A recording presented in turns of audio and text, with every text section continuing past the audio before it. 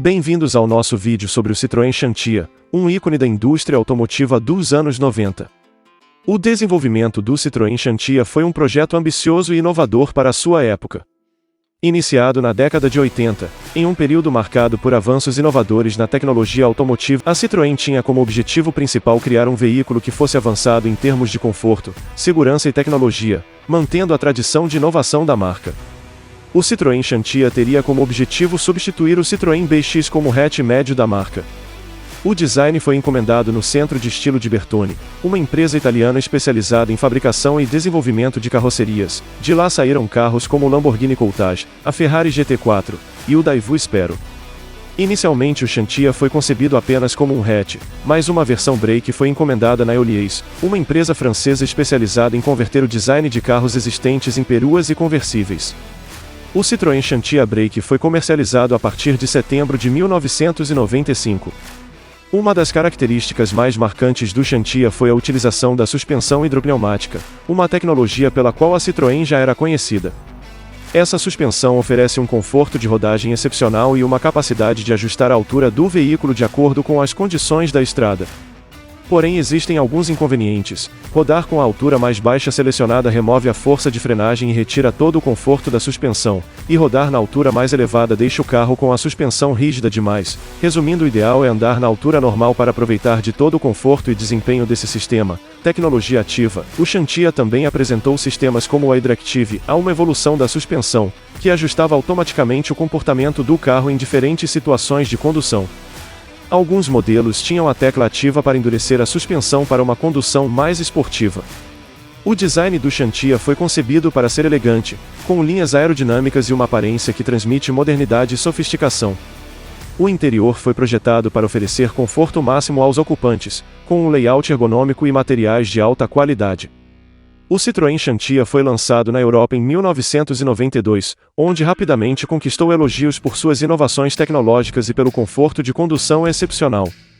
O hatch médio francês só chegou aqui no Brasil em 1994. Vou citar a ordem cronológica da comercialização do Citroën Xantia aqui no Brasil.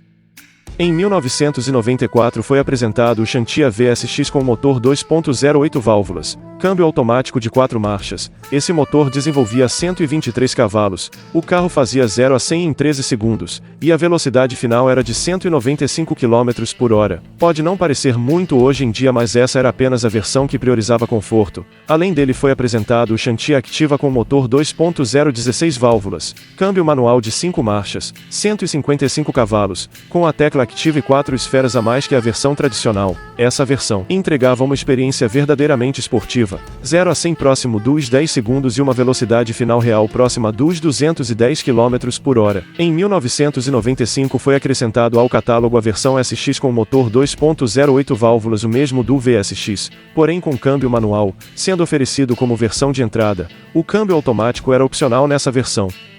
Em 1996 a versão SX teve o motor 2.0 8 válvulas substituído por um motor 1.8 16V, com 113 cavalos de potência. Nos números o desempenho do carro não foi muito prejudicado, porém a diferença de torque foi nítida para quem dirigiu os dois carros. Ainda em 96 foi acrescentado a versão Activa Turbo com motor 2.0 16 válvulas turbo, com 147 cavalos, que apesar de ter 7 cavalos a menos que a versão aspirada, entregava 24 kg de torque, 5 kg a mais que os 19 kg da versão aspirada, e isso se traduzia num carro muito mais esperto e elástico de dirigir. O 0 a 100 era de aproximadamente 10 segundos e a velocidade final era de 215 km/h. Em 1997 chegou a versão Activa V6 com motor 3.0 24 válvulas, de 194 cavalos, montado num câmbio manual de 5 marchas. Essa foi a versão esportiva definitiva do carro. Fazia de 0 a 100 na casa dos 8 segundos e alcançava 225 km/h de velocidade real. Até hoje são números impressionantes. Em 1998 o Citroën Xantia recebeu uma atualização modificando faróis, grades, para-choques e lanternas, deixando o carro um pouco mais parecido com o Kisara. Houve também algumas modificações no catálogo. A versão SX de entrada passou a se chamar GLX com um motor 2.0 16 válvulas de 135 cavalos. A VSX e Activa deixaram o catálogo dando espaço para o Exclusive como top de linha, que também usou esse novo motor 2.0 16 válvulas de 135 cavalos, mas manteve o motor V6 inalterado, para o Xantia Exclusive V6. Em 2001 o Xantia encerrou sua participação no mercado nacional depois de 7 anos no mercado, abrindo espaço para o Citroën C5, que veio substituí-lo. Agora vamos falar de algumas curiosidades sobre o Xantia. O Xantia pode andar em 3 rodas. Graças ao sistema de suspensão hidropneumática ele consegue se equilibrar em 3 rodas, e caso você remova uma das rodas traseiras você consegue até manobrar o carro, mas não tente rodar dessa forma, é apenas em caso de necessidade de manobra. Outra curiosidade é que ao contrário da maioria dos carros o freio de estacionamento é nas rodas dianteiras dele. Caso algum espertinho tente dar um cavalo de pau com o carro, não vai dar certo.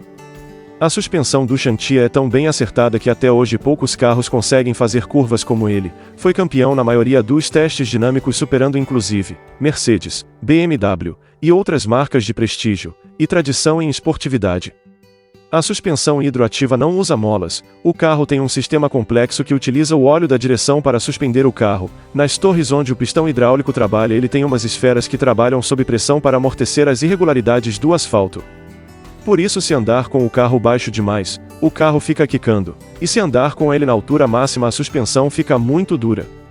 Apesar de não ter sido sucesso de vendas, o carro marcou a década de 90. Olhar o Citroën Xantia hoje em dia é como ter um vislumbre da ideia de futuro que se tinha naquela época. O fato desse carro vir equipado com injeção eletrônica, opções de motor multiválvulas, com coletor de volume variável, câmbio automático com gerenciamento eletrônico, não era nada perto do sistema de suspensão que parecia sair de um filme de ficção científica. Em 1994 nada era tão sofisticado quanto ele. Para um mercado que tinha como grandes expoentes o Chevrolet Monza e o Volkswagen Santana, definitivamente não estávamos preparados para receber o Xantia, numa época que a internet estava começando a surgir, e computadores não faziam parte do cotidiano da maioria dos brasileiros.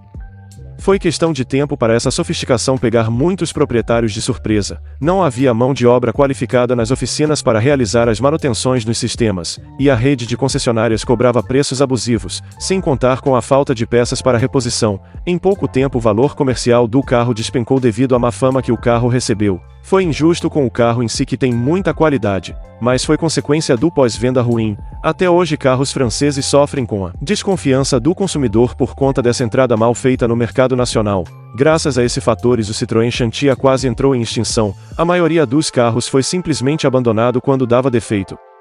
A única dúvida que resta é o seguinte: o Citroën Xantia já pode ser considerado um carro exclusivo e raro, mas será que depois de tanto tempo e discriminação as pouquíssimas unidades que ainda estão em boas condições, vão se tornar clássicos modernos? E ver seus preços subirem igual qualquer carro colecionável? Deixe sua resposta aqui nos comentários. Se você gostou desse conteúdo se inscreva no nosso canal History Móvel. Aqui sempre falamos sobre a história e curiosidade de carros que marcaram época. E claro, não deixe de dar o like e compartilhar esse vídeo com seus amigos que gostam de carros franceses. E até o próximo vídeo. Tchau.